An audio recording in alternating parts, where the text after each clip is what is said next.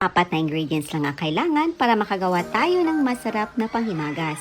For today's video, gagawa tayo ng isa sa mga hinap-hanap nyo sa handaan. Tara, simulan na natin.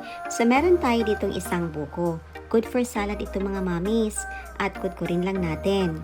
Hanggang sa matapos, mga 2 buko ang gagamitin natin dito mga mamis. Pero isa lang kinudkod natin dahil may na-frozen na tayo na itinabi natin kahapon.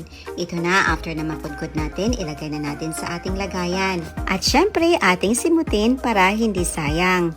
Sa inyo ba mga mamis, magkano ba ang per piece na buko? Dito sa amin, around 25 to 30 pesos. Halos everyday talaga kaming bumibili nito dahil masarap ang buko juice nito at natural at very healthy pa.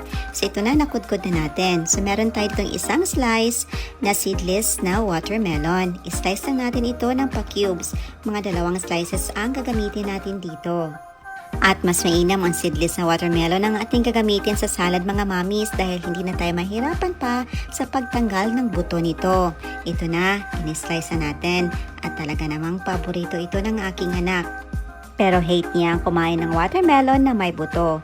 Kaya nung nakita ko to sa fruit stand at sabi ng tindera na wala itong buto or seedless, bumili na ako. At para mas lalong sumarap ang ating salad, lagyan natin ito ng sago.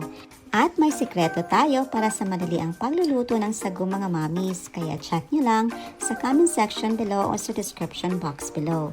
Ito na, ini-add natin. Meron din tayo ditong isang latang creme densada. Ito ang ating gagamitin para mas tipid at hindi siya masyadong matamis. At mas tipid ito kasi hindi na tayo kailangan pang bumili ng all-purpose cream at saka condensed milk. Ito na, i-mix na natin. Pwede din kayo mag-add ito na iba't ibang prutas na gusto niyo mga mamis or fruit cocktail. Pero masarap na ito. Ayan, para mas malinamnam at masarap, mag-add tayo ng grated cheese. Itansya niyo lang mga mamis kung gaano kadami ay yung ilagay. Mas maraming cheese, mas masaya. But sa akin, grenade ko na ito para mabiblend talaga ang flavor ng cream densada at cheese natin.